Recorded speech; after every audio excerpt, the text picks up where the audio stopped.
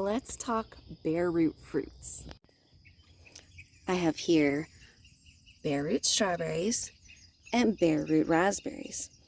I've made sure that they've been soaking in water to get them started. And do you know what this leads to?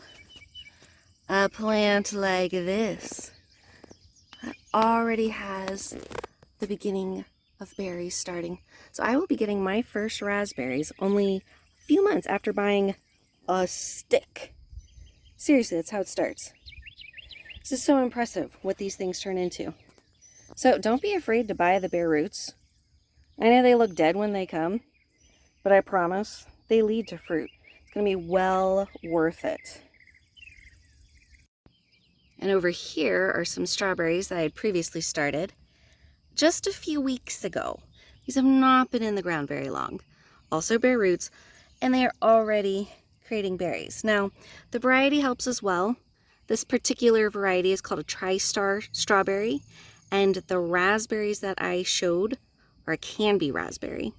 So I highly recommend those varieties if you want fruit fast. Happy gardening!